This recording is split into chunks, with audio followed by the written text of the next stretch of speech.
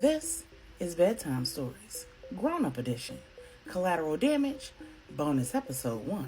Now, when we left off, Miss Burney had willingly subjected herself to interrogation by Q, and she told him and the family everything that she knew about Veronica's disappearance, her family ties, and her relationships, which was next to nothing.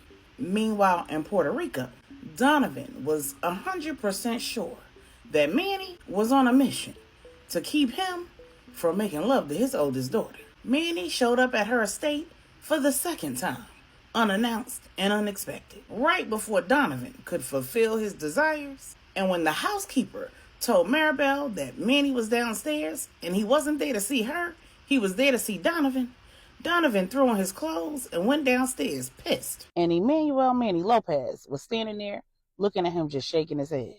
He said, "You couldn't wait, huh?" Donovan said, "Why should I?" Manny said, "Don't be disrespectful, Donovan." Donovan said, "The respect should be mutual."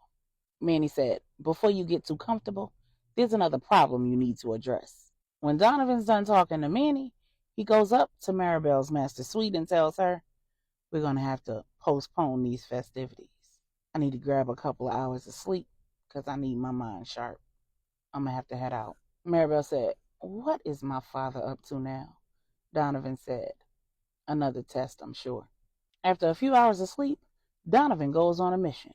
He jumps on the back of his bike and tracks down two men who Manny claims pose a threat to Maribel. Surprisingly, he finds them working security at a local mall. He tracks them throughout the day and something just doesn't feel right. Both men head back to their respective homes and it doesn't look like they have any plans for the evening, so Donovan places hidden cameras that he brought with him in his pack in the tree line near each man's house, and then he heads back to the estate. On the way, he calls Pops Andy.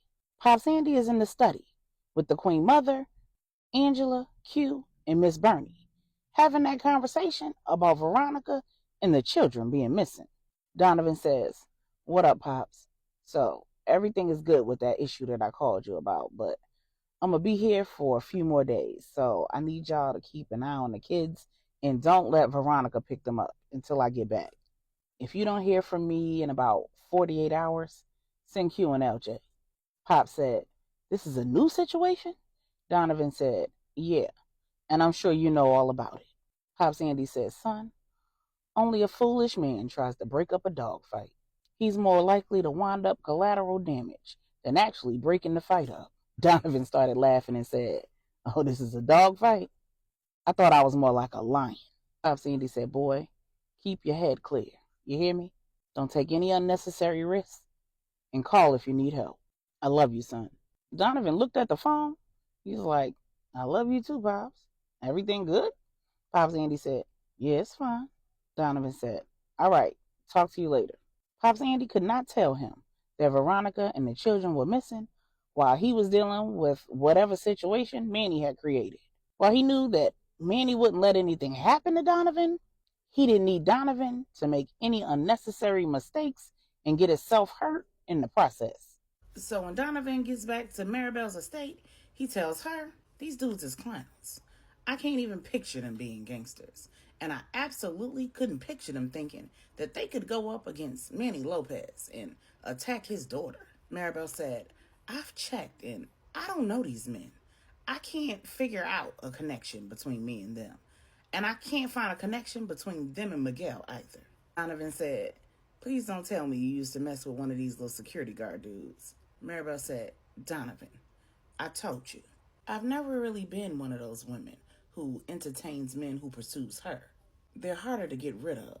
I see something I like, I entertain it for a time, and when I'm done, I move on.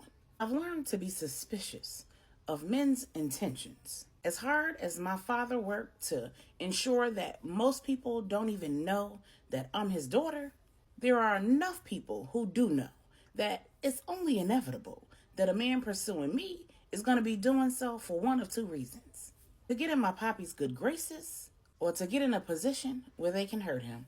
I've never needed to be loved bad enough to risk either one of those things. And please know that even when I do get involved with a man, I keep it cute.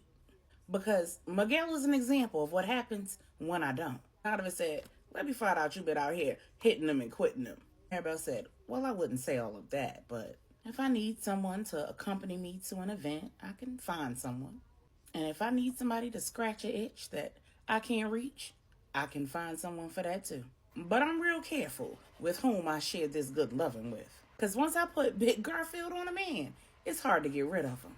Donovan said, Garfield? And then he guffawed. Maribel said, only little girls have pussycats, honey. I'm a grown woman. Donovan said, I learned when I was 14 years old that sex is a distraction that I can't have when I need to be on my P's and my Q's. Donovan was referring to what happened to his little sister Anya when he was 14 and she was 11. If you watch short stories, Killer Q, then you know all about what happened when Donovan was too focused on getting with his high school sweetheart and not keeping an eye on his sister. Then he said, so we're going to have to postpone what we got started until I wrap this up. I'm going to head back to my hotel and get on this surveillance. Maribel and Donovan kissed goodbye, and then Donovan jumped on his bike, headed back to the hotel, and watched the surveillance cameras that he'd set up outside of the two men's homes. By morning, he discovered that neither men had left home at all. That day was their day off. It was clear that they weren't only co-workers, but they were close friends. They spent most of the day getting haircuts and going out shopping to get fresh for their evening. And then that night, they went out to a local club where they picked up some women, took them back to their places, rode them hard, and left them wet. And then in the early morning hours, both women did the walk of shame to taxis and headed out. The next day, the men met up at a local church like the previous night had never happened, and afterwards had lunch at a local cafe. Donovan followed them inside, took a seat nearby where he could listen in, and hearing nothing that suggested that either man was a gangster or a threat to Maribel, he called her. Donovan said, Sunshine, I need you to come down to this cafe. When you get here, don't even act like you know me. Walk in and make sure you walk directly past the third table on the left. Grab a bite to eat and have a seat within the line of vision of that table. When I leave, stay there until I call you. When Maribel arrives, Donovan uses his uncanny abilities at observation to detect that the men don't even blink, turn, or look in her direction. They're entirely too engaged in their ongoing conversation about their escapades from the night before. When she takes a seat, they glance up because she's fine, but they turn back to their conversation, recognizing that she's out of their league. When she's about done with her meal, Donovan gets up and walks out and heads to his bike. He FaceTimes Maribel and tells her to flip the camera around, make sure that it's facing the two men, and as she leaves, make sure the phone stays trained on them. As she leaves out, one of the men looks at her ample backside, but he doesn't give it too much energy. She heads to the car where her driver is waiting and drives off. Donovan meets Maribel back at her estate, and he says, call your father. Tell him you need to see him. When Manny shows up, Donovan says, we're done with this game. I'll do anything that I have to protect the people that I love. I'm not afraid of a single solitary soul, and I'm not afraid to put in work. But I don't work for you. You got a problem? You got somebody you want handled? Handle them yourself. I'm not in the life. I'm not interested in getting in the life. And I'm not here to do your dirty work. Manny said, do you love Angela? Donovan said, of course I do. It's my brother's wife. That's my sister-in-law. My sister. The mother of my niece, my nephews, and she's having twins. Manny said, those two men were the two guards who failed her when she was here on the island and her estate was ambushed. One was her night guard and the other was her personal guard. They were responsible for ensuring that Angela was protected at all times. They failed to do that job when they let her leave the main house and go to the villa all by herself. I told Javier, the head of her security, that I would handle them. So, here we are. Donovan said, all you had to do was tell me that. Manny said, I know. Donovan said, Then what the hell was this all about? Did you put Miguel up to kidnapping your own daughter? Annie said, of course not. I would never put any of my children in danger, especially not to prove a point. Miguel was a real threat, and whether you were here or not, he was going to do what he did. But I also knew that he was in love with Maribel, and he wasn't going to hurt a hair on her head. My men were in position outside when he and his men ambushed her car. If it would have even looked like they were trying to hurt her, they would all have been dead where they stood. Miguel wanted her time and attention. He didn't want to hurt her. I told you what was important to me was that my daughter had a man in her life who could and would keep her safe. So how I handled that situation was a test, but I didn't manufacture it. The 2 guards, I manufactured. And no matter how you decided to handle it, would have been fine with me. If you would have handled them, less work for me. If you were smart enough and observant enough to recognize that they were not a threat to Maribel, even better. My preference was that you be smart enough to recognize game.